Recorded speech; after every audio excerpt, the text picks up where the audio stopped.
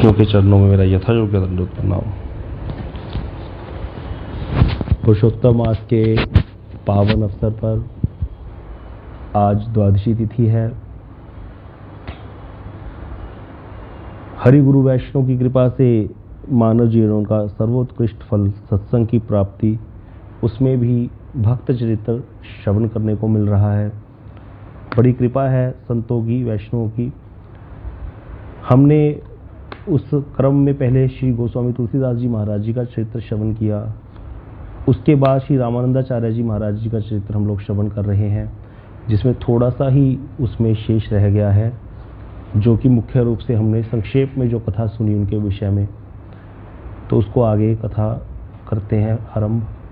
अभी तक हमने सुना, कल जो कथा श्रवण कर रहे थे कि तीर्थ भ्रमण के लिए गए हैं, सारे तीर्थों को तीर्थ बनाने के लिए। वैष्णव लोग तीर्थ भ्रमण करते हैं। तीर्थी कुर्वंती तीर्थानि स्वांत स्थेन गदावृता। तीर्थों को भी पवित्र करते हैं, हृदय में भगवान को धारण करते हैं वैष्णव। इसीलिए जब तीर्थों पे जाते हैं तो तीर्थों का तीर्थत्व जो है वो लौट आता है। तीर्थों पे जाकर के लोग जब पाप कर्म करते हैं, अधर्म करते हैं, तो तीर्थों का तीर्थत्व नष्ट हो जाता है। तो वो वापस कैसे आता है? जो वैष्णव जाकर के अवगाहन करते हैं, तीर्थों में स्नान इत्यादि करते हैं। तो इसीलिए हमने कल कथा श्रवण करी, कैसे जगन्नाथपुरी में जाकर के चिमटा गाड़ा, समुद्र आगे बढ़ जाता था, ये कार्य कबीर जी ने किया। कैसे उन्होंने वहाँ पर गंगा सागर को पुनः प्रकट किया जो लुप्त हो चुका था। तो ऐसे करके बहुत सारे तीर्थों का उद्धार करते हुए पहुँचे हैं। सब स्थानों पे सेतु बंध के दर्शन किए और उसके बाद रंगनाथ मंदिर में पहुँचे। वहाँ पर भी कुछ लोग जो हैं थोड़ा रंगनाथ की महिमा पर संदेह प्रकट किया। तो वहाँ पर देखा सबने कि रंगनाथ भगवान के मंदिर में जब सब पहुँचे हैं तो देखा रामानंदाचार्य जी वहाँ स्वयं पूजा सेवा में विराजमान हैं पुजारियों के साथ। स्वयं भगवान रंगनाथ ने अपनी भुजाएं फैला करके रामानंदाचार्य जी को हृदय से लगा लिया और उसके बाद उनको अपने कंठ की माला दी पहनने के लिए। यह देख करके वहाँ जो उपस्थित पंडा लोग थे और भी जितने लोग थे वो सब इनके चरणों में गिर पड़े।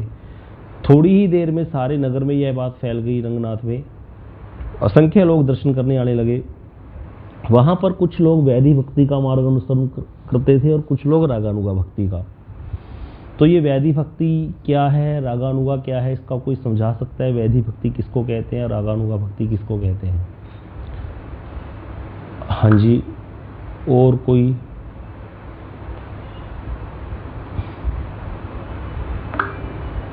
राजप्रिया दीदी बताइए। हरे कृष्ण प्रभु जी। प्रभु जी, वैरा भक्ति तो जो शास्त्र विहित भक्ति है वो होगी, और रागानुगा जो प्रेम भगवान के साथ हमारा सेवा वाली। तो क्या रागानुगा भक्ति शास्त्र अनुमोदित नहीं है? नहीं, वो तो है, लेकिन जो उसमें जो काम उसमें आ जाता है ना, जो शास्त्र विहित भक्ति है वो तो काम करनी होगी ना फिर। नहीं, गलत हो गया, समझे नहीं इसका मतलब आप। इसीलिए पूछा है ताकि देखें किसको कितना आता है। हाँ जी वेणुगोपाल प्रभु, आप बताओ। थोड़ा सा इतना था, जो वैदिक भक्ति है वो तो जो विधि अनुसार हम करते हैं, जो वेदों की विधि अनुसार हम कर रहे हैं। रागानुगा भक्ति है जब प्रेमामयी भक्ति है, जब किसी आचार्य के अंतर्गत मतलब उसमें विधि मैटर तो करती है, लेकिन प्रेम साथ में होता है, अनुराग होता है। विधि है वहाँ पर या नहीं है? एक बात बोलो। राग के साथ करते हैं। राग है, राग का अर्थ क्या होता है? प्रेम प्रेम। प्रेम। तो इसमें शास्त्र है या नहीं? शास्त्र की मर्यादा होगी कि नहीं होगी? शास्त्र की मर्यादा होगी, लेकिन वो मतलब शास्त्र पे डिपेंडेंट नहीं है वो। रागानुगा भक्ति मर्यादा तो है इसमें। रागानुगा में शास्त्र की मर्यादा नहीं, प्रभु जी नहीं होगी रागानुगा भक्ति में। और कोई कुछ बताना चाहता हो बता दो। गोपियों की रागन होगी वो। पहले डेफिनेशन बताइए, उदाहरण बाद में।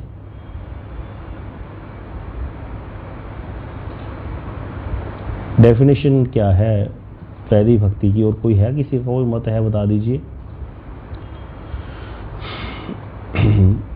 वैधि भक्ति, तो वैधि नाम से ही क्लियर होता है विधि, जैसा कि वेणुगोपाल प्रभु ने बताया। विधि जो होती है वो अनुशासन के साथ ही होती है। जहाँ पर शासन होता है वहाँ विधि का पालन होता है। जैसे हर जगह पर विधि होती है। कैसे होती है विधि? जैसे एक डीसी है, डिप्टी कलेक्टर है, या कोई एसडीओ है, कोई भी ऑफिसर है बड़ा, उसको मिलने की एक विधि है। पहले आप अपनी एप्लीकेशन लेकर के ऑफिस में जाओगे, जो सिंगल विंडो सिस्टम है, वहाँ पर जाके आप अपनी दरखास्त दोगे। अगर आपका वहाँ पे कार्य नहीं हुआ तो फिर उसके ऊपर जो बंदा है उसको आप मिलोगे। उससे भी कार्य नहीं हुआ तो फिर उसके ऊपर जाते जाते फिर आप एक चेन को फॉलो करते हो, जो विधि है उसका पालन करते हो अपर लेवल तक जा सकते हो। और नहीं भी जा सकते तो आपका लेटर भी अपर लेवल तक कैसे जाएगा? विधि से जाएगा। पहले क्लर्क के पास जाएगा, क्लर्क उसको हेड क्लर्क को भेजेगा, हेड क्लर्क को आगे भेजेगा साइन करने के लिए। ऐसे करके आपको अनुमति मिल जाती है कोई भी काम करने के लिए। तो यह है विधि। राग क्या है भाई? तुम सीधा ही जानते हो बैंक के मैनेजर को, सीधा गए बैंक, क्लर्क को भी नहीं मिले, किसी को नहीं मिले, काम तुम्हें वही कराना था जो उसने करवाना था। पहले जो व्यक्ति जो जानता नहीं है उसने भी, लेकिन आपका बैंक मैनेजर जानता है। अब आपका उसके साथ प्रेम प्यार है। अब आप सीधा गए उसके कैबिन में जाके बैठ गए, उसने आपके लिए जूस मंगाया, इधर उधर की बातें करी। इतने में आपसे उसने पूछा आप क्यों आए हो? तो आपने कहा मेरे को लोन लेना था। अच्छा, अब उसने बात करते करते और फैमिली कैसे चल रही है ये सब करते करते साथ ही साथ कैसे अब बैठे बैठे आपका लोन भी अप्रूव कर दिया, आपको पता ही नहीं चला। थोड़े से 1-2 डॉक्यूमेंट आपसे मांगे, बाकी सारे कार्य उसने बैठे बैठाए करवा दिए। क्यों? क्योंकि आपका उसके साथ राग है, उसका आपके साथ राग है, और वो अपने आप राग ही कार्य कर रहा है सारा। लेकिन जो विधि है उसमें क्या है? उसमें ऐसा नहीं होगा। उसमें विधि का पालन होगा। नीचे एप्लीकेशन जाएगी, फिर ऊपर जाएगी, अप्रूव होते होते होते होते तो ऊपर तक पहुंचेगी। तो विधि ज़्यादा लोग फॉलो करते होते हैं या राग? मतलब राग वाले ज़्यादा लोग होते हैं या विधि वाले लोग ज़्यादा होते हैं? विधि वाले। सीधी सी बात है भाई, हर एक व्यक्ति तो नेचर को जानता नहीं होता। विधि वाले लोग ही ज़्यादा होंगे, नेचुरल सी बात है। हर जगह सिस्टम ही फॉलो किया जाता है। राग वाला तो बहुत कम होता है, किसी की कोई विशेष जानकारी निकल आए तो अलग बात है। इसीलिए वैधि भक्त ही ज़्यादा मिलेंगे, रागानुगा कम मिलेंगे। पहली बात, वैधि भक्त कौन है? जो शास्त्र शासन में ही भक्ति करते हैं। वैधि भक्त जब भी कोई बात कहता है ना, उसको बोलो भाई एकादशी क्यों करते हो? शास्त्र में लिखा है। तुम्हें पता है एकादशी नहीं करने से पाप होता है। पाप और पुण्य को लेकर के हर चर्चा करेंगे। ऐसा नहीं करने से अपराध हो जाएगा, ठाकुर जी का पर्दा कर दो, खाते समय अपना भोजन करते समय ठाकुर जी का पर्दा होना चाहिए, नहीं तो अपराध होता है। हर समय शास्त्र शासन भय बना रहता है और शासनमयी भक्ति होती है। शास्त्र शासनमयी भक्ति कहते हैं, उसको कहते हैं विधि भक्ति। राग क्या है? जहाँ पर विधि नहीं है वहाँ पर है राग, वहाँ पर वो प्रेम ही कार्य कर रहा है। वहाँ पर भी कुछ नियम है, वो अलग है, वो राग वाले नियम है। जैसे भाई जिनका प्रेम होता है उनके क्या नियम नहीं है? हमारा बहुत प्रेम था बैंक मैनेजर से, हम गए, उसने हमें पूछा ही नहीं, तो हम दोबारा जाएंगे, फिर हमारा वो प्रेम खत्म हो जाएगा। वहाँ पर भी एक वैल्यू, वहाँ भी एक सिस्टम तो है ही, वहाँ पर भी सिस्टम तो वो राग वाला सिस्टम है वहाँ पर। फिर कि भाई कोई हमारे को जानता हुआ आया, उसने हमारी उसको हमने उसकी पत्नी का परिचय दे करके उससे बातचीत शुरू कर दी और उसने पहचान करके काम करना शुरू कर दिया। और अगर उसने पहचाना नहीं तो मतलब उसने हमें इग्नोर कर दिया। तो ये भी है। तो राग में यहाँ पर क्या है? राग में भी शास्त्र है लेकिन शासन वाला वो सिस्टम नहीं है, शास्त्र शासन नहीं है उस तरह का। राग में भी नियम है, ऐसी बात नहीं है। तो विधि और राग दो चीजें होती हैं। अब वैधि मार्ग जो भक्ति है वो सारा संसार ही करता है। सकल जगत करे मोरी वैधि भक्ति, भगवान कहते हैं सारा संसार ही मेरी वैधि भक्ति करता है। वैधि भक्ति में मेरी प्रीति नहीं है। कृष्ण कहते हैं वैधि भक्त वाला जो भक्त है वो मुझे वशीभूत नहीं कर सकता। जो विधि मार्ग का अनुसरण करके भक्ति कर रहा है, कृष्ण कहते हैं वो मेरे को वशीभूत नहीं कर सकता, क्योंकि विधि में प्रेम नहीं है, राग में प्रेम है। कहते मोर पुत्र मोर सखा मोर प्राणपति, यही भावे यही मोर करे शुद्ध भक्ति। जो मुझे मेरा अपना पुत्र मान करके, मेरा को सखा मान करके और प्राणपति मान करके मेरा भजन करता है, वो मेरे को वशीभूत करता है और उनके प्रेम के मैं वशीभूत हो जाता हूँ। और वैसी फिर उनके साथ वैसी लीलाओं का आदान प्रदान भी करता हूँ। कितनी लीलाएं कर रहे हैं कृष्ण ब्रज में, कभी पूतना आती है, कभी अगासुर बकासुर। क्या कृष्ण अगर चाहें तो क्या ये असुर जब सोचें कि हम ब्रज में जाएंगे उससे पहले उसका नाश नहीं कर सकते? भगवान ने बोला है मुहूर्ते नापि सहर्तुम शक्तो यद्यपि दानवान, मैं तो एक मुहूर्त में दानवों का वध कर सकता हूँ। मतलब भक्ता ना विनोदार्थम क्रोमी विविधा क्रिया, अपने भक्तों के साथ आनंद बढ़ाने के लिए मैं विविध प्रकार की लीलाएं करता हूँ। जब पूतना आएगी, यशोदा मैया कृष्ण के प्रति और ज़्यादा जो है लोभ बढ़ जाएगा उसका, कृष्ण के रख रखाव पे, उसका देखभाल पे, हर समय कृष्ण की चिंता, कृष्ण के प्रति प्रेम अनुराग और बढ़ जाएगा। ये होता है। बच्चा बीमार हो जाता है, माता का प्रेम तो बच्चे से है ही, जब बीमार हो जाए तो माता का प्रेम और ज़्यादा उमड़ जाता है, और वात्सल्य बढ़ जाता है माता का पालक के प्रति। हाय मेरे लाल को कुछ हो ना जाए, हाय एक अगर ऐसे हो जाता, हाय अगर डॉक्टर लेट आ जाता, इस प्रकार से सोच सोच करके और ज़्यादा उसको चुंबन करती है, और ज़्यादा गले से लगाती है। तो कृष्ण जो है प्रेम के अधीन है, प्रेम ही सार है। तो उस प्रेम भक्ति को जो पाने का तरीका है वो राग है। अब प्रश्न है, हम लोग जो है, जो जिनका संबंध ही नहीं है कृष्ण के साथ कोई, राग का अर्थ होता है संबंध होना, तभी राग होता है। संबंध होगा कि नहीं होगा राग में? होगा भाई। तो विधि मार्ग के भक्त में भी संबंध तो है ही, विधि वाले का भी संबंध है, लेकिन वहां पर संबंध कौन सा है कि हम कृष्ण के दास हैं, बस इतना संबंध दे दिया भगवान के प्रति हमारा शुरू में गुरुवर्गों ने, उसके बाद भजन करना शुरू कर दो। अब राग धीरे धीरे डेवलप होगा। इसीलिए कभी भी रागानुगा भक्ति का साधन जो है वो सीधा शुरू नहीं हो सकता एक विधि मार्ग के साधक के द्वारा, लेकिन किसी किसी का हो भी सकता है। यहाँ पर ये कोई हार्ड एंड फास्ट रूल नहीं है कि सभी विधि मार्ग के भक्ति होंगे। जैसे सारे बैंक में जाने वाले में कोई कोई तो हो सकता है ना जो मैनेजर को जानता हो। अब ये चीज़ गुरुवर्ग बताते हैं या व्यक्ति को स्वयं पता चलता है, लेकिन इसमें ठगने के चांस बहुत ज़्यादा होते हैं। कई लोग अपने आप को मानने लग जाते हैं मैं कृष्ण का सखा हूँ, सखी हूँ, और उस प्रकार का व्यवहार भी करने लग जाते हैं, जबकि उनके अंदर ऐसी बात होती नहीं है, और फिर वो मार खाते हैं अपने आप को। इसको बोलते हैं सहजीपन। कृष्ण को सहजी ही मान लिया, अपने आप को भी सहजी कृष्ण का सखा सखी बना दिया। अब एक तरफ तो कहते हैं मैं कृष्ण की सखी हूँ, दूसरी तरफ विवाह करा के बच्चे तैयारी कर रहे हैं। जब तुम कृष्ण की सखी हो तो तुम्हारा किसी स्त्री के साथ संबंध कैसे हो सकता है? फिर ऐसे भी लोग हैं, कहते हैं हम कृष्ण की सखी और विवाह करा रखे हैं, बच्चे भी हैं। तो इसीलिए राग मार्गीय भक्ति बड़ी डेंजरस है। डेंजरस इन द सेंस, अगर तुम्हारा अधिकार नहीं है वो वाला और तुमने इसको शुरू कर दिया पालन करना, तो गिरने के बहुत चांस है, और ऐसा कलयुग में बहुत ज़्यादा हो रहा है। यमुना किनारे बैठे हैं, महावाणी का पाठ कर रहे हैं। अभी मैं निकलूंगा परिक्रमा पे, इतने लोग बैठे हैं यमुना किनारे, आ जाते हैं शाम को, वहाँ ऐसे ऐसे ग्रंथों का पाठ करते हैं जिनमें बिल्कुल भी हमारा प्रवेश नहीं है। वहाँ पर राधा कृष्ण की दिव्य कुंज की लीलाएं हैं, जिनको पढ़ने से प्राकृत काम जिसके हृदय में है, अभी संसार का काम जो बढ़ा हुआ है हृदय में, तो वो जागृत हो जाएगा। इसीलिए राग मार्गीय भक्ति में प्रवेश पाना आसान बात नहीं है, लेकिन अनाधिकार चेष्टा अगर कोई करेगा तो वो मरेगा ही मरेगा। जैसे अगर किसी को पता हो इसका उत्तर देना, शेरनी का जो दूध है वो कौन पचा सकता है? बताओ कहाँ पे, कौन से बर्तन में आ सकता है? शेरनी का दूध सोने के बर्तन में ही आ सकता है। शेरनी का दूध और भी कहीं जा सकता है, बताओ कहाँ? बाकी और कहीं नहीं जा सकता। शेरनी के बच्चे के मुंह में जा सकता है, उसको पचा सकता है। और कोई व्यक्ति ने अगर गलती से भी पी लिया, शेरनी जब बच्चे को दूध पिलाती है ना, जिस पर्वत पर उस दूध पिलाती है खड़ी होकर के शेरनी बच्चे को, अपने शेर बच्चे को, शेर के, वहां पर जो दूध की बूंदें गिरती है पत्थर में दरारें पड़ जाती हैं। इतना भयंकर होता है शेरनी का दूध।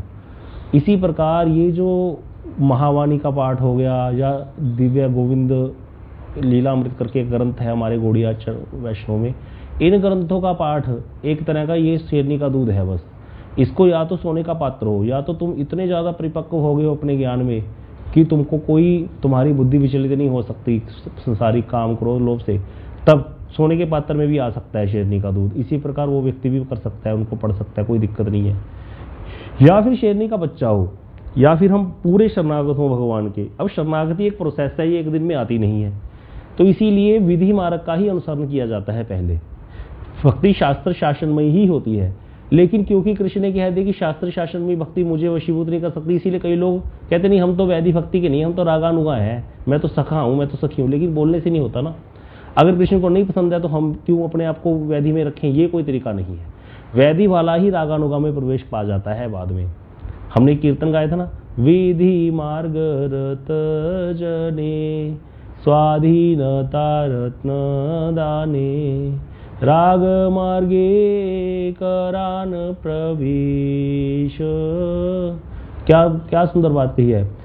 इसको ऐसे समझो, एक लड़की की अरेंज मैरिज हुई, अरेंज मैरिज हुई तो वो अपने घर में जाकर, ससुराल में जाकर विधि का पालन कर रही है या राग का पालन कर रही है? राग के अनुसार कार्य कर रही है या विधि के अनुसार कार्य कर रही है? बताओ। विधि, राग नहीं है। अभी राग कहाँ है? अभी तो पंडित जी ने बोल दिया तेरा पति है ये, बस यही तेरा परमेश्वर है, घर वालों ने बोल दिया अब तेरा वही संसार है, वही तेरा घर है, वही बसा के रखना। माता ने शिक्षा दी है कभी किसी के आगे मत बोलना, सब काम करते रहना, अपने प्रेम से अपने सौहार्द से सबका हृदय जीत लेना। विधि का पालन कर रही है धीरे धीरे, लेकिन विधि मार्ग में जब रत है तो धीरे धीरे उसको क्या मिलेगा? 5 साल हो गए विधि का पालन करते हुए, है ना, राग भी हो जाएगा और स्वाधीनता मिलेगी कि नहीं मिलेगी? स्वाधीनता का अर्थ क्या है? स्वाधीनता का अर्थ है अपने आप डिसीजन लेने की पावर। वो शुरू में उसके पास कोई पावर नहीं होती। पहले दिन लड़की जब ससुराल गई है कि वो अलमारी, सास की अलमारी की चाबियां लेकर के अलमारी खोल करके उसमें से कुछ निकाल ले या रख दे, पहले दिन उसके पास कोई ये पावर नहीं है, स्वाधीनता नहीं है। लेकिन 5 साल 10 साल काम करते करते घर में सबका मन जीत लिया, जब उस घर की हो गई, बच्चे हो गए, तब उसकी सास उसको क्या, किसी को पता ही नहीं चलता कब उसके पास सारे घर का कंट्रोल आ गया। विधि मार्ग रत जने स्वाधीनता रत्न दाने, स्वाधीनता रत्न उसको अपने आप प्राप्त हो जाएगा, दान हो गया उसकी, आप अपने पास उसके हाथ में आ गया सारा कुछ, पूंजियां सारा कुछ। पति आया, उसने कहा पानी लाओ, वो शिकंजी भी बना लाई। पहले दिन नहीं करेगी ऐसा, पहले दिन पति आया पानी मांगा तो पानी ही लेके आएगी, लेकिन सेवा करते करते जब जान चुकी है सारा स्वभाव पति का कि कितना गुस्सा आता है, किसी हिसाब से हैंडल करना है इसको, सारा सिस्टम पता चल गया।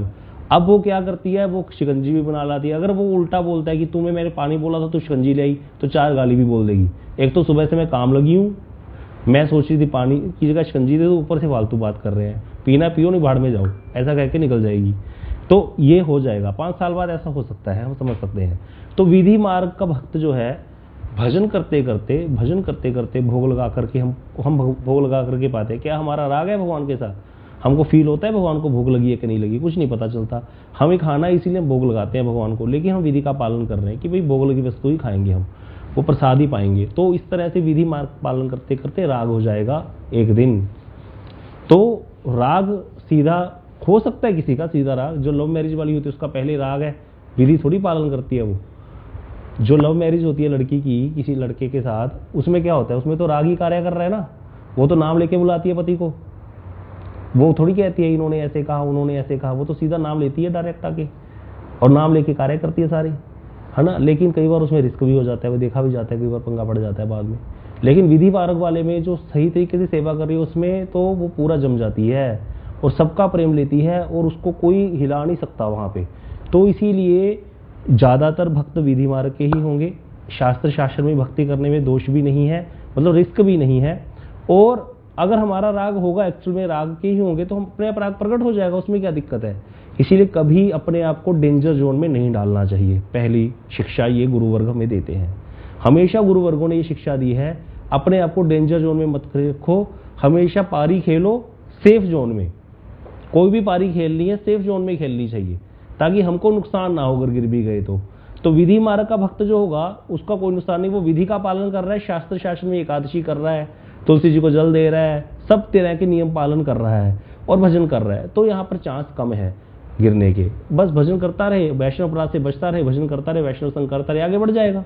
राग अपने आप डेवलप हो जाएगा, कब हो जाएगा पता भी नहीं चलेगा। अब देखो आप सब लोग, जो आप लोग बताना, मेरे को नहीं पता, आप लोग जो लोग सुबह रोज कीर्तन ज्वाइन कर रहे हो, कथा ज्वाइन कर रहे हो, शाम को कर रहे हो, जब किसी दिन नहीं करते तो आपको फील होता है कि नहीं होता कि आज कुछ रह गया?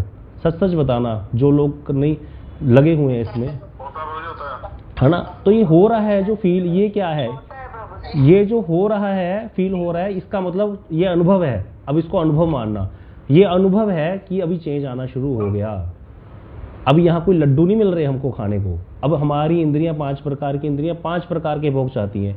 जीवा रस का स्वादन करना चाहती है, कान शब्द सुनना चाहते हैं, आंख रूप दर्शन। बताओ यहाँ कौन सा रूप दर्शन हो रहा है, कौन से शब्द का स्वादन कर रहे हैं हम ऐसा, और कौन सा ऐसा जो हमें संसार के भोग चाहिए वो कौन सा भोग कर रहे हैं, हम नहीं कर रहे।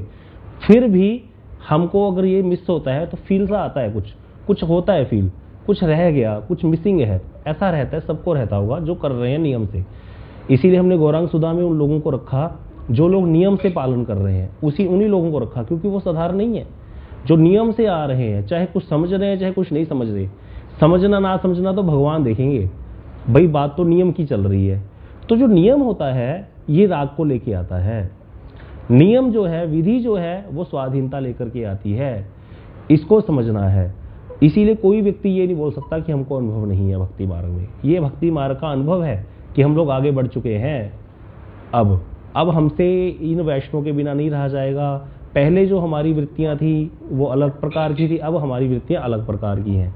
तो इस प्रकार से इसको समझ करके चलना है।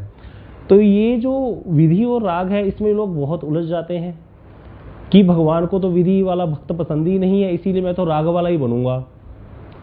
ऐसे बोलने से होगा नहीं, ऐसे बोलने से कुछ नहीं होने वाला। बनते रहो राग और राग करते रहो जितना मर्जी, राग तो हमारा संसार में भरा पड़ा है। इसीलिए विधि का पालन करना बुद्धिपूर्वक ठीक रहेगा, क्योंकि बुद्धिपूर्वक विधि का पालन करते करते कब हमारा प्रेम जागृत हो जाएगा हमको पता भी नहीं चलेगा। जो लड़की अरेंज मैरिज करके आई है, शुरू में घर से फोन आता था भागती थी, भाई का फोन आता उठा के ऐसे बातें करती थी, वही 10 साल बाद जो फोन आता है तो कहती है भैया बहुत काम है, वो कहते तेरे भाई की शादी है जल्दी आने, नहीं समय ही नहीं है हमारे पास। तो इस प्रकार से अब उसको कब राग हो गया, गुरुदेव कहते थे उसको पूछा जाए तुम्हें कब अपने पति से, अपने ससुराल से इतना प्रेम कब हो गया, कौन सी घड़ी थी, कितने बजे कितने मिनट पे, तो वो नहीं बता सकती। ऐसा कभी नहीं होता, बस हो गया।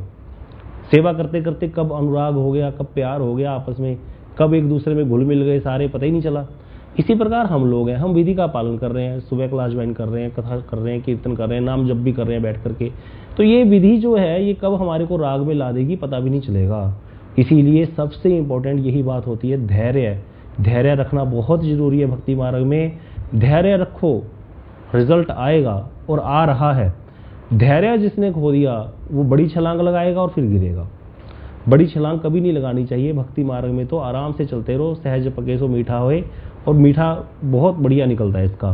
ताकि और एकदम से ऐसे ऐसे लोगों को हमने देखा है, हमारी निकुंजेश्वरी दीदी लाइन पे ही हैं, वो बता रही थी एक लड़की थी वो ज्वाइन करती थी, अब कह रहे वो ऐसे कोई चक्कर में पड़ गई तो कह रहे वो ठाकुर जी के चरण दबाती है बाहर बैठ के 1 घंटा धूप में। बताओ हमारे को ठाकुर जी हमें फील होता है कभी ऐसे? ऐसे हो सकता है कि बद्ध जीव को इस प्रकार से? ये सब मन घड़ंत है। कितना वो कहाँ तो वो समय देना चाहिए भगवान के भजन में। भाई कलयुग में नाम ही सार है, लेकिन अपने आप को सखा या सखी मान करके मैं चरण सेवा करूंगा या चरण सेवा करूंगी, क्योंकि ऐसी कथाएं सुनते रहते हैं भक्तमाल से। भक्तमाल में कथाएं भी ऐसी भरी पड़ी हैं। सहज वो तो डायरेक्ट थे सारे।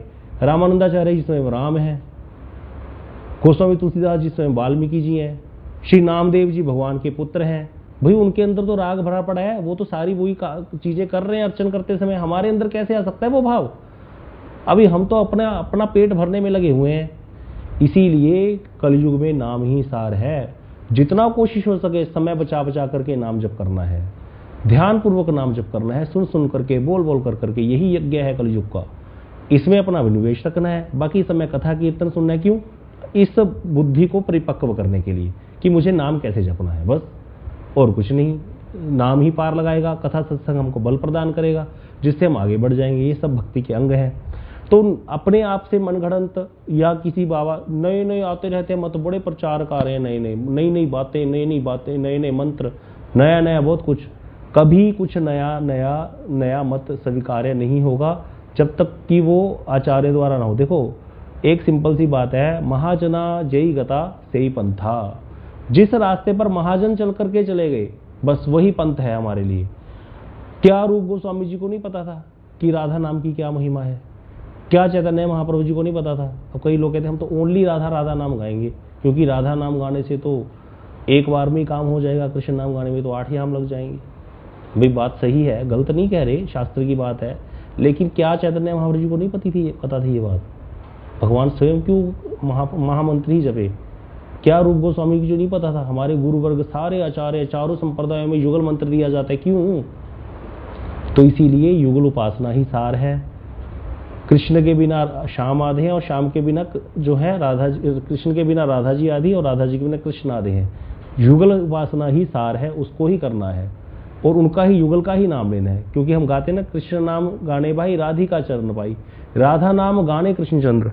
तो इस प्रकार के अनेक मत कलयुग में जीवों को मोहित करने के लिए भगवान बीच में ऐसे कुछ लोगों को भेज देते हैं, क्योंकि भगवान को भी भीड़ पसंद नहीं है। भीड़ किसी को भी पसंद नहीं होती, सही बात है भाई। भीड़ होती है तो बहुत हल्ला गुल्ला हो जाता है। तो इसलिए ठाकुर जी फिर थोड़ी देर बाद कोई भेज देते हैं और उसमें से फिर छलनी होती है, बारीक थोड़े से निकल पाते हैं, बाकी ऊपर ही रह जाते हैं सारे।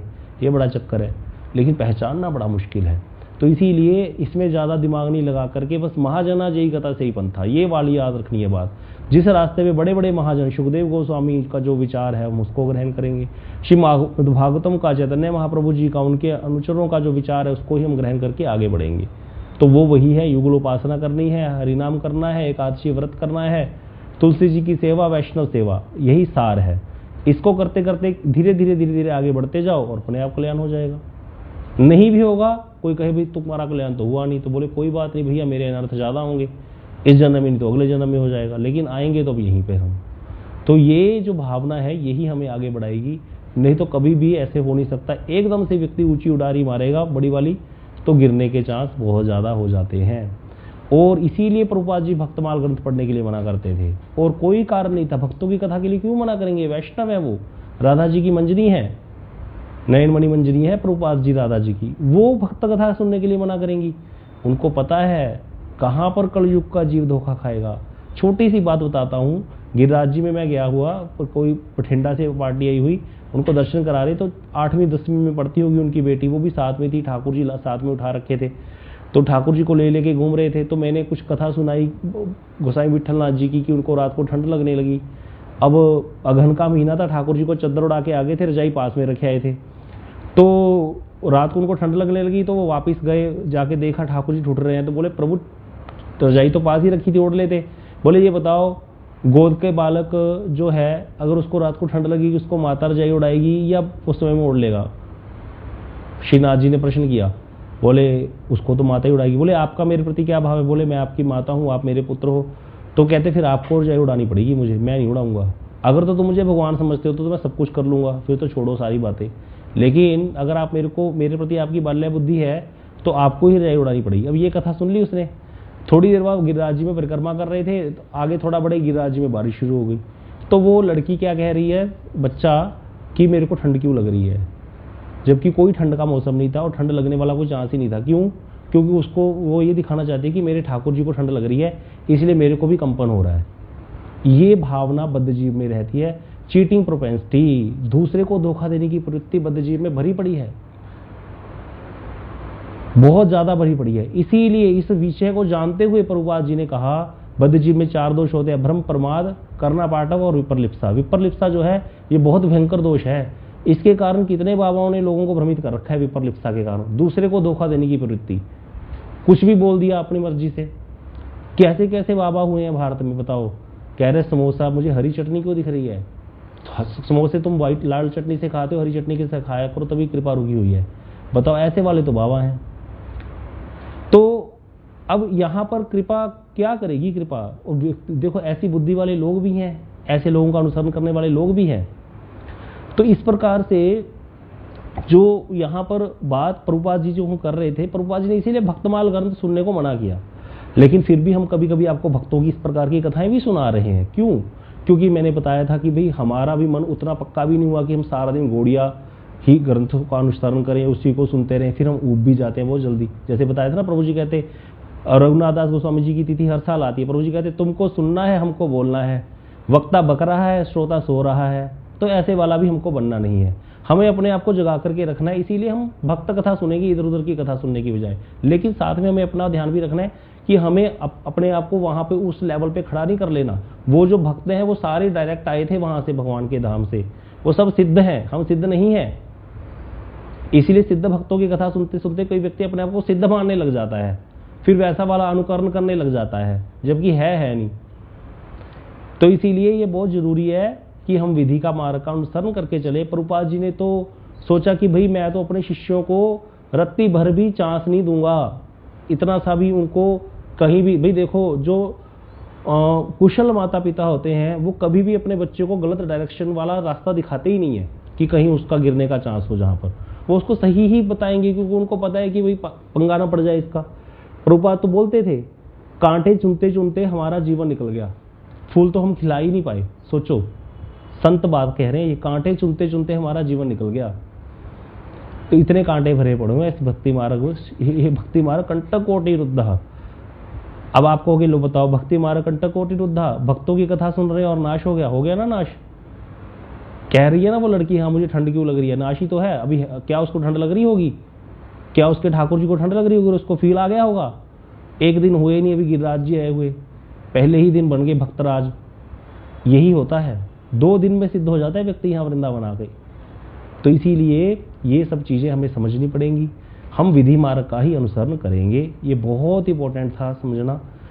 कई भक्तों की हम कथाएं श्रवण करते हैं, चमत्कार की कथाएं सुनकर और आनंद आता है। छोटे होते से टीवी में देखते थे, अपने आप आटा गूंथ रहा है, अपने आप भंडारे चल रहे हैं, बड़ा देख के अच्छा लगता है ये सब चीज़ें।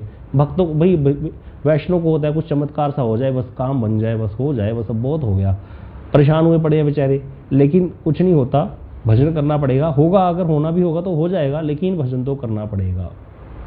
चमत्कार भक्तों के साथ होते हैं, ऐसी बात नहीं है, ये नहीं कहा जा रहा है यहाँ भक्तों के साथ चमत्कार नहीं होते। पहले भी हुए हैं, अब भी हुए हैं, हो रहे हैं, आगे भी होंगे, ऐसे नहीं हो सकता नहीं होंगे। लेकिन हमें विधि का मार्ग का अनुसरण करना है, इस चीज़ को कभी नहीं छोड़ना, इसको ध्यान में रखना है।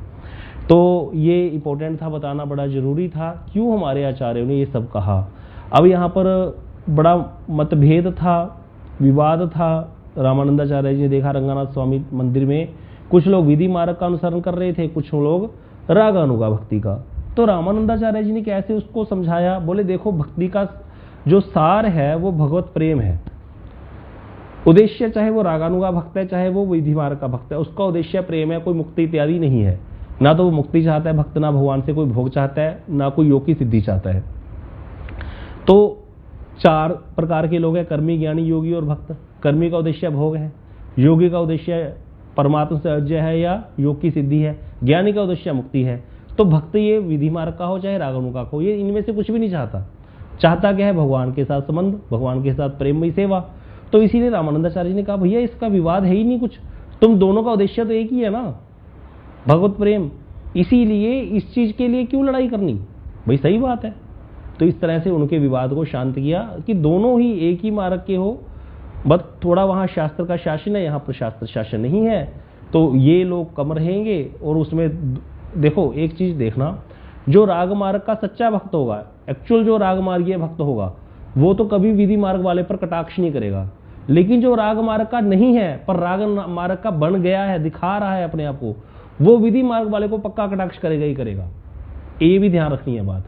जो एक्चुअल राग मार्गीय भक्त है ना, वो कभी किसी को कटाक्ष नहीं करेगा विधि का पालन करने वाले को, क्योंकि उसको पता है कि मेरा लेवल अलग है, इसका लेवल अलग है, ये भी ठीक कर रहा है जो कर रहा है। लेकिन जो राग मार्गीय है नहीं, वैसे बन गया है, अपने आप को दिखा रहा है, वो बड़ा एक्टिंग करेगा, वो बहुत ज्यादा तंग करेगा। तो इसीलिए जो भी हमको ऐसे कह रहा है उसकी बातों में सुनने की जरूरत हमें नहीं है। तो यहाँ पर ऐसे करके उनका विवाद शांत किया। उसके बाद गिरनार गए हैं, सोमनाथ गए हैं, माउंट आबू गए, द्वारका गए, पुष्कर आदि तीर्थों की यात्रा की रामानंदाचार्य जी ने। अंत में फिर वृंदावन पहुंचे हैं। उस समय वृंदावन की जो लीला स्थलियां हैं अभी प्रकट नहीं हुई थी। रामानंदाचार्य जी ने ब्रजवासियों से कहा भी गांव में जितने भी बालक हैं सबको बुला करके प्रसाद खिलाओ। प्रसाद बहुत सारे बालकों को, ब्रजवासी बालकों को। तो बड़ा विशाल भंडारे की व्यवस्था हुई वृंदावन में। देखो रामानंदाचार्य जी सब जगह जाके आए थे, इवन चित्रकूट में भी जाकर के उन्होंने भंडारा नहीं किया, लेकिन वृंदावन में आके भंडारा कर रहे हैं। तो भंडारे की व्यवस्था हुई, सभी ब्रजवासी बालकों को बुलाया गया, प्रेम पूर्वक बुला करके सबको प्रसाद खवाया गया। इतने में ही वहां पर 7-8 वर्ष की एक बड़ी सुंदर गौर वर्ण की सुंदर बालिका आई और बोली, बाबा लालन को जमायोगो, लालिन को ना जमायोगो। ब्रज में क्या केवल बालक ही रहते हैं, बालिकाएं नहीं रहती? अब उसकी मधुर वाणी सुनकर के, अलौकिक दर्शन करके रामानंदाचार्य जी तो ध्यान मग्न हो गए। और ध्यान में उन्होंने देखा साक्षात ये तो राधा जी हैं। समझ गए भैया, सर्वेश्वरी, कुंजेश्वरी, श्री रासेश्वरी, नित्य वृंदावनेश्वरी, प्राणेश्वरी श्री राधा जी के मुझे दर्शन दे दिए। प्रेम पूर्वक उस बालिका को गोद में बिठा करके खीर खिलाई रामानंदाचार्य जी ने। अब राधा जी ने दिव्य दर्शन दिए, लेकिन ये अनुभव केवल रामानंदाचार्य जी को हुआ, अन्य किसी को हुआ नहीं। अगले दिन जब जाने की कहने लगे तो नहीं, सारे लोगों ने कहा चलो चलते हैं, तो कहा नहीं, लाला तो जमा दिए, ललिन को नहीं जमाया, तो सबको ही जमा कर प्रसाद करवाना है। दक्षिणा दी, सबको प्रसाद खवाया, लड़कियों को भी बुला करके प्रसाद कराया गया, लालियों को भी दक्षिणा भी दी गई। तीसरे दिन जो बाकी ब्रजवासी बचे थे उन सबको बुला करके भंडारा किया। ऐसे करके 3 दिन भंडारे चले हैं वहाँ वृंदावन में। इसके बाद श्री बद्रीनाथ दर्शन कर गए हैं, वहाँ पर बद्रीनाथ भगवान ने उनको साक्षात दर्शन दिए। उसके बाद कश्मीर पहुँचे। कश्मीर में एक दिग्विजय पंडित था देवेंद्र नाम का, उसको शास्त्रार्थ में पराजित करके अपना शिष्य बनाया। और वहाँ भी भगवान की भक्ति का प्रचार किया है। कश्मीर उस समय हमारी भक्ति का, हिंदुओं का मूल केंद्र था। कश्यप ऋषि द्वारा बनाया गया ये क्षेत्र, कश्यप ऋषि की तपस्या का क्षेत्र है कश्मीर, उसी से नाम से ये कश्मीर इसका नाम पड़ा है। बहुत ही दिव्य कथा है कश्मीर की, एक ग्रंथ है पूरा कश्मीर पर। कौन सा प्रभु जी बताया था आपने, कहा महाभारत में है? कौन से पुराण? नीलमठ पुराण करके ग्रंथ है, उसमें पूरा कश्मीर का इतिहास है। किसी को पढ़ना हो तो पढ़िएगा, किस प्रकार से ये पूरा कश्मीरी पंडितों का गढ़ था। यहीं पर ही सबसे ज्यादा हिंदू वास करते थे। धीरे धीरे धीरे करके जैसे मुगल लोग आए हैं, उधर से प्रवेश किया है, तो यहाँ से अच्छी जगह देख करके यहाँ से हिंदुओं को खदेड़ा गया है। कश्मीरी पंडितों का गढ़ था, और हमारे जितने शास्त्र हैं वैदिक, वो सारे शास्त्र यहीं पर ही संरक्षित रखे हुए थे कश्मीर में ही। यहाँ बहुत बड़ी एक वो कश्मीर में एक हमारा शंकराचार्य जी का मठ स्थापित था, और वहाँ पर सारे ग्रंथ थे। आज एक मठ तो हमारा शारदा पीठ या शायद उसका नाम है, वो पाकिस्तान में चला गया है। आज भी पाकिस्तान ऑक्युपाइड कश्मीर में है वो एरिया, और वहाँ पर वो पूरा खंडर बन चुका है। तो वहाँ पर भी जाकर के भक्ति का प्रचार किया है। इसके पश्चात नैमिषारण्य गए हैं, अयोध्या होते हुए पुनः वाराणसी लौटे हैं। काशी वासियों ने उनका आगमन ऐसे मनाया है, उत्सव आगमन आने पर काशी में, जैसे भगवान राम जी के अयोध्या लौटने पर मनाया था। पुनः अपने आसन पर विराजमान हुए, कथा कीर्तन सत्संग का आनंदमय प्रवाह आरंभ हो गया। हजारों स्त्री पुरुषों ने आकर के शरण ग्रहण किया रामानंदाचार्य जी की। अब वृंदावन के भंडारे की चर्चा जो थी वो काशी भी पहुंच गई। अब लोग कहने लगे, महाराज आपने इतना बड़ा भंडारा वृंदावन में करके आए हो, यहाँ भी आप इतनी बड़ी यात्रा करके आए, भाई भंडारा तो बनता है। अभी हर्ष प्रभु जी गए थे अपने माता पिता को तीर्थाटन करा के, कितना बड़ा भंडारा हमने वृंदावन में आके इन्होंने मठ में किया था अपने माता पिता द्वारा। तो करना चाहिए भाई, तीर्थाटन करके आओ तो भंडारा करते हैं वैष्णवों का। तो इन्होंने भंडारा की चर्चा हुई तो उन्होंने कहा वहाँ भंडारा होना चाहिए। सबने कहा आप इतना तीर्थाटन करके आए हो। रामानंदाचार्य जी ने कहा ठीक है करो, लेकिन किसी से कुछ मांगना नहीं है, अपने आप सब होगा। मैं अन्नपूर्णा माता से बात करता हूँ।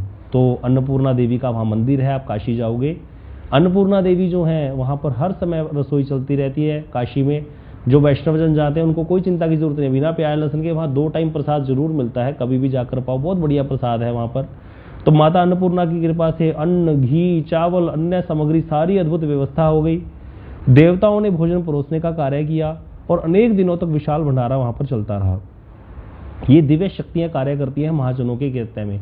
आप कभी हमारे नवदीप धाम आकर देखते, पहले तो, अभी तो फर्क पड़ गया। जब गुरुदेव परिक्रमा निकालते थे, नवदीप जो हमारा गौड़िया मठ है जगाई मधाई पुल के पास, श्री केशव जी गौड़िया मठ, वहाँ पर प्रसाद बनाने हमें तो ये लगता था भैया देवता ही आते होंगे। इतने लोग, इतने बंगाली भक्त, किसी को मना नहीं किया जा रहा, सब हिंदी भाषी, कहाँ कहाँ से लोग आते हैं, इधर से विदेशों से लोग आए हुए, कितने बड़े बड़े कड़ाओं में। मतलब परम गुरुदेव को एक बार किसी ने देखा कि पूरे शरीर पर राख मल करके बड़ी वाली कढ़ाई के अंदर लेट के उसको साफ कर रहे हैं, ऐसे ऐसे ऐसे करके हाथ हिला करके। इतने बड़े बड़े बर्तन हैं वहाँ पर, और उनमें बनाया जाता है प्रसाद, बड़ी बड़ी भट्टियाँ चलती हैं, और तब जा करके तो वो देवता ही बनाते हैं प्रसाद। ये प्रसाद साधारण व्यक्ति के बनाने की क्षमता नहीं होती। देवताओं ने स्वयं भोजन परोसने का कार्य किया, अनेक दिनों तक विशाल भंडारा चलता रहा। इस प्रकार रामानंदाचार्य जी ने दीर्घ काल तक धर्म और भक्ति का प्रचार किया, अनेक समस्याओं का समाज की समाधान किया, सनातन धर्म की रक्षा के लिए महान कार्य किए। कई बार हम बहुत छोटी छोटी बातों में उलझे रहते हैं, तो उसका समाधान वैष्णव जल्दी दे देते हैं हमको। इस तरह बता रहे हैं, 1256 ईस्वी में प्रकट हुए हैं, विक्रमी संवत 1256 में प्रकट हुए हैं, और 200 लगभग 259 वर्ष तक लोक कल्याण करते रहे। और 1515 में, विक्रमी संवत 1515 में रामनवमी के पावन दिन पर अपने नित्य स्वरूप में स्थित हो गए। तो इस तरह से रामानंदाचार्य जी का बहुत ही संक्षेप में हमने ये चरित्र श्रवण किया।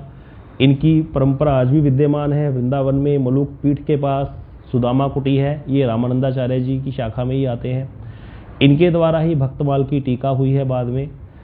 और उसके बाद रामानंद संप्रदाय में संत हुए श्री अग्रदेवाचार्य जी, उन्होंने भक्तमाल ग्रंथ अपने शिष्य श्री नाभाजी महाराज जी को आज्ञा दी थी, उन्होंने भक्तमाल लिखा। नाभाजी के बाद नाभाजी ने तो एक एक लाइन 2-2 लाइन में चरित्र लिखे थे भक्तों के, थोड़े थोड़े से छप्पे से हैं, 4-4, 5-5 लाइन के। उस पे उसको पढ़ के किसी को कुछ समझ नहीं आता था कि भक्त का चरित्र क्या है, थोड़ा थोड़ा लिख करके चले गए थे। समाल सा ग्रंथ था, बहुत छोटा सा। फिर उसके बाद गौड़िया संप्रदाय में एक संत हुए श्री प्रिया शरणदासी बाबा, नाम भी आ गया, प्रियादास जी महाराज।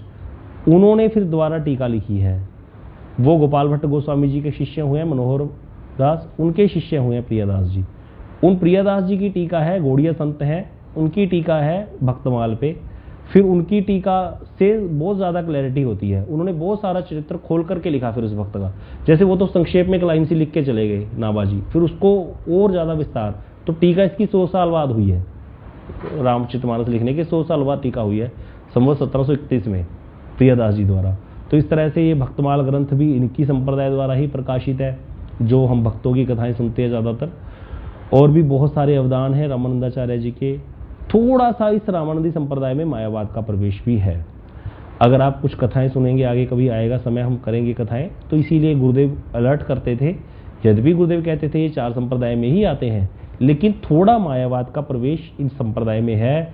कुछ कुछ संतों का वैसा वाला मत भी रहा, निर्गुण निराकार वाला, कुछ कुछ संतों का इसमें। जैसे अगर देवाचार्य जी तो पूरे भक्त थे, राधा जी की सखी हैं, सीता जी की सखी हैं, लेकिन जो उनके गुरु भाई थे किलह देव जी, वो जो थे वो निर्गुण निराकार के उपासक थे, थोड़ा ध्यान योगी थे वो। तो इस प्रकार थोड़ा सा इनकी संप्रदाय में मिश्रण मिलता है, लेकिन गौड़िया संप्रदाय में ऐसा नहीं है, या अन्य 4 संप्रदाय, निबार संप्रदाय में शुद्ध कृष्ण कीर्तन ही होगा, शुद्ध भजन और साकार की ही उपासना है। लेकिन रामानंदी संप्रदाय में कुछ कुछ भक्त ऐसे वाले भी हुए हैं, क्योंकि हमने कल सुना था ना, इनका आनंद भाष्य द्वैत और अद्वैत दोनों का समन्वय करता है। तो इसीलिए वैसे वाले की तरफ अट्रैक्शन होने वाले भी कुछ भक्त रामानंदी संप्रदाय में मिलते हैं। तो ये हमें सब पता होना चाहिए। बाकी की कथा हम कल श्रवण करेंगे, अभी समय हो गया है आगे। कल से हम ब्रज का इतिहास, ब्रजभूमि पे क्या क्या अत्याचार हुए, कैसे ब्रजभूमि द्वारा ये जो हम इस दिव्य वृंदावन का भी जो दर्शन करते हैं, जो भी हमें प्राकृत दृष्टिगोचर हो रहा है, ये कैसे प्रकट हुआ, किस प्रकार से यहाँ पर क्या क्या हुआ, क्या हमारे संतों का योगदान है, इसमें चैतन्य महाप्रभु जी और उनके परिकरों का क्या कंट्रीब्यूशन है, वो सब कथाएं हम कल से शुरू करेंगे। ये सत्र लंबा जाएगा, बीच बीच में थोड़ा थोड़ा कुछ और भी ले लिया करेंगे, चलता रहेगा, जैसे होगा देखते हैं। तो कल हम शुरू करेंगे ब्रज का इतिहास, ब्रजभूमि की क्या महिमा है, वहीं से। गौर प्रेमानंदे, हरि हरि बोल।